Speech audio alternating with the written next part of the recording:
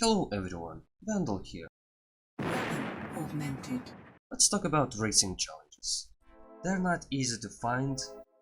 Some people find it difficult to defeat the last racing challenge without resorting to destroying every single structure before racing challenge even starts. Some people find it difficult to defeat second challenge. And it doesn't help that there are only few videos on YouTube that showcase someone beating some of these racing challenges. Of course, including my own, but besides that, there's another YouTube creator that also done the same thing 12 years ago. But they never did actually explain on how these challenges worked. So, let us begin.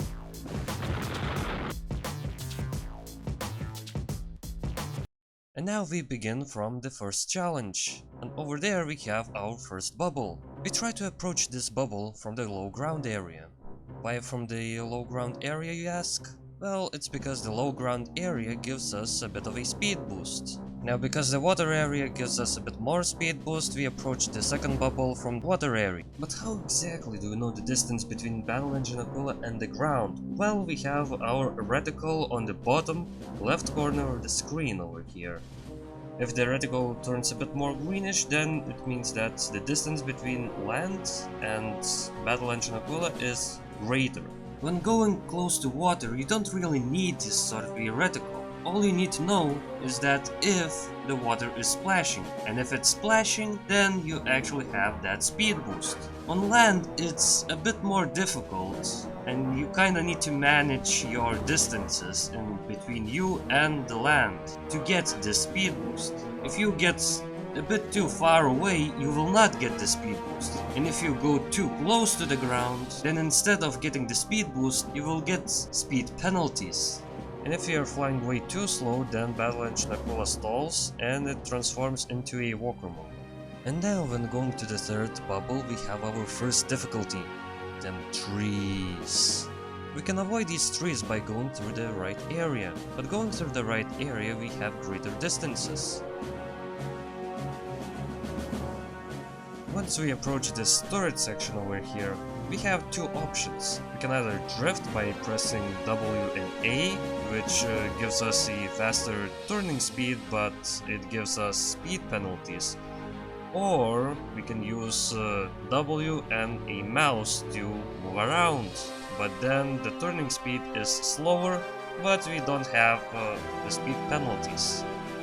Then we have this big building over here, nothing too special, just go around it. And then we have this iceberg thingy over here, nothing too special, just fly in that gap area over there. Just try not to get too close to that gap area. And then we have this building over here with a bit of a gap underneath it. Previously I liked going through that gap, but then I realized that I can simply go to the left side of this building, skipping those trees over there and reducing the distance between these bubbles. And now we have this area over here. Previously I liked doing, as I call it, slingshotting maneuver. How does that work? Well, whenever you fly close to the ground, you get a speed boost. And if you don't fly close to the ground, you don't have a speed boost. So how do you overcome this challenge? Well, you overcome this challenge by transforming into a walker mode at a right time. Whenever you are close to the ledge, and then you will get that same speed boost as you got by flying close to the ground. I don't do that right now, mainly because by transforming into a walker mode, you kinda increase the distance in between you and that bubble over there. And now we come across the second challenge. In this second challenge, we can see here we have a ledge.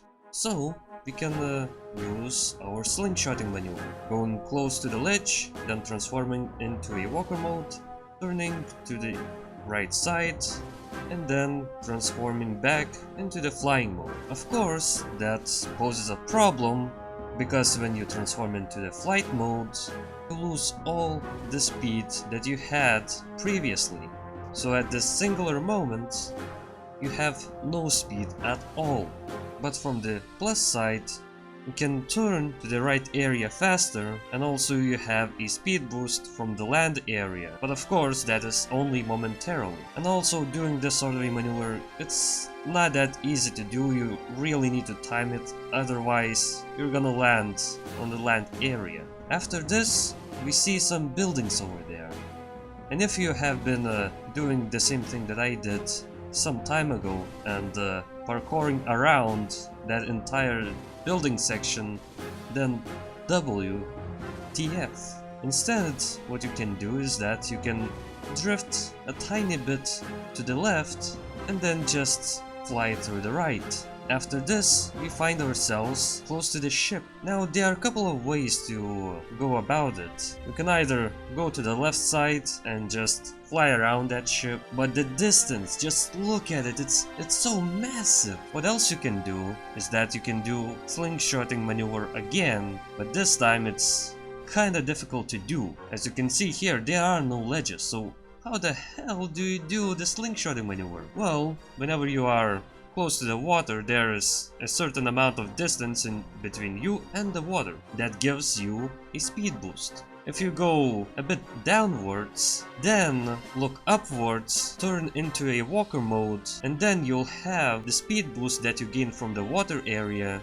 and you can just slingshot over this battleship. But the problem is that it's kinda difficult to actually slingshot over that entire battleship from just doing a slingshot maneuver on the water. Another thing that you can do is, what I usually do, is that you can just simply fly over this entire battleship. Why is it better than a slingshotting maneuver? Well, it's better because the distance is kinda smaller whenever you don't do that maneuver. But also, while doing this sort of thing, watch out for that ledge over there on that battleship. At some points in time, it might actually be quite irritating. Then we have this structure over here, nothing too special, just go around it. Then we have this land area over here, nothing too special. Then we have this section over here, and what I like to do is that I like to go something like this. You can also go through the right area, but the distance is a bit greater, as you can see over here.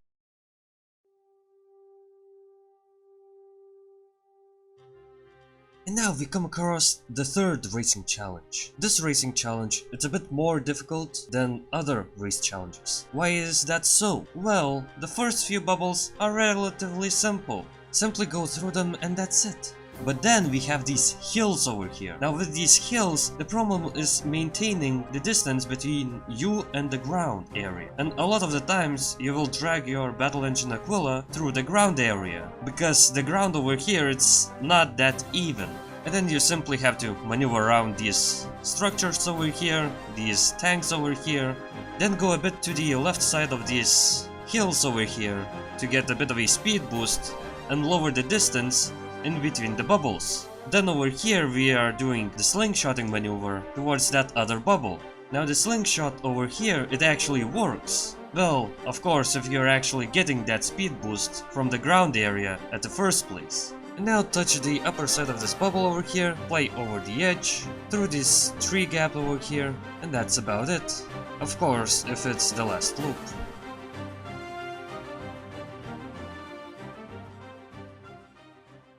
Now we have my favorite racing challenge. It's the most shortest one, and it's the most fun one, with many obstacles ahead.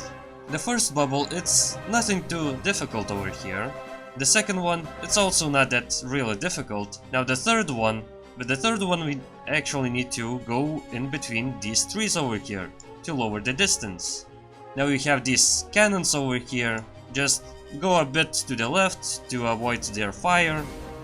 Then you have to maneuver over this ledge over here, through these 3 turrets over here. Then once you are over this factory building over here, you simply do the slingshotting maneuver, hope that that turret doesn't fire at you, and then simply go to the next bubble over there.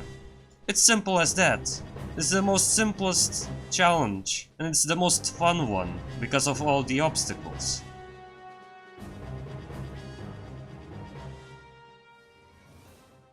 And then we have the fifth challenge. Now the fifth one is actually one of my favorites as well, mainly because you don't have to manage the distance in between you and the land. The second reason is of course that the water areas do actually give you more speed boost than the land areas. There are two ways to completing this map. One way is to destroy all the structures around this map. How do you do that? Well, you have your own ship over there. But the enemy ships, they will destroy your ship. So first what you need to do is to destroy their artillery units. But you simply don't have the ammunition for destroying all these artillery units. Well, that's where your own ship comes in. That ship has the recharging pad, which recharges your ammunition. So first take out those artillery units on that ship, then take out a few artillery units over there, then recharge and do it all over again. So then you have the problem with these battleships. So what do you do about them? Well, your ship does have its own artillery. So if you destroy enemy artillery, your ship cannot be taken out. And your ship will destroy the enemy ships. Then of course you have the problem with these buildings. Well, it's not really that much of a problem.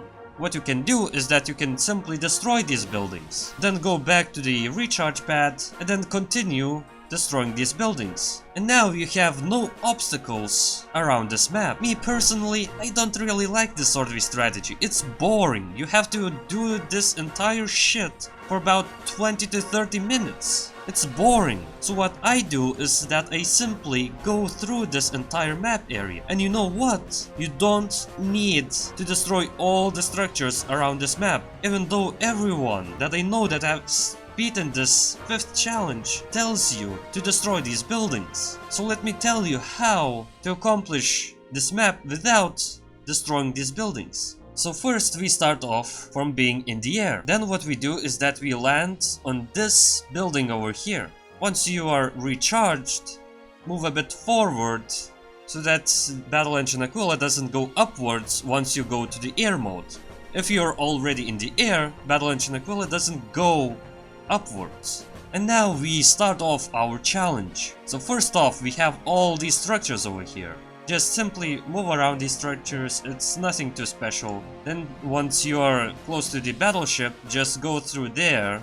Previously I would use the slingshotting maneuver, but it's a bit complicated to actually accomplish it, and the distance is a bit greater. You could of course go over it, but flying through the water area does actually give you better time results. And then we have these buildings over here. Now remember, do not drift over these buildings. Drifting reduces the speed. Then we have this battleship over here. Now remember when I told you to rest a bit on that building over there? Well, do not rest for too long because this battleship will close your path. And once it does that, then the only viable option is to fly over it.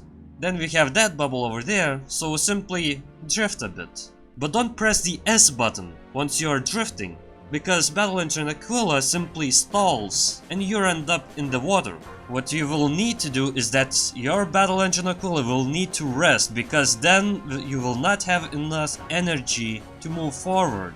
There are plenty of places to actually rest in this map area, but where you don't want to rest is where all the fighters are at and on the battleships, because the battleships do have their own turrets, which will reduce your energy levels, and it might actually be a bit painful once you're off the ship and you have no more energy. Another problem with battleships are these ledges over here. So what I simply do is that I would land on this place over here. It's not really that simple to do, mainly because your Battle Engine Aquila can slide off, you might miss the target, or it can bounce off because you have too much speed. So you simply need to decrease your speed once landing, because otherwise it's really difficult to land. But do not rest for too long, because then afterwards your time is still ticking. So rest until you know you will be able to beat this entire map with the energy that you already have. And once you accomplish all these things that I have explained, then you simply can have a fun time with this map, really. It has plenty of obstacles. It's entirely in water area, so you have massive speeds.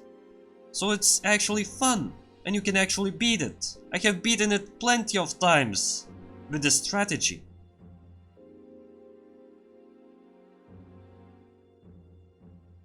So now that the video is over, you may ask me, where have I been all this time? Why haven't I streamed in a while now? Well, to that I may answer with the fact that I have joined the Master Degree Studies on Electronic Engineering, so I don't really have that massive amount of time to spare on doing streams or recording videos or editing videos. I simply don't have that much time. I do play a few video games here and there, but those video games are really short, like Minesweeper or Battle Engine Aquila racing challenges, but I only do it for a few minutes, or sometimes go to Spore and do some really questionable and funny things.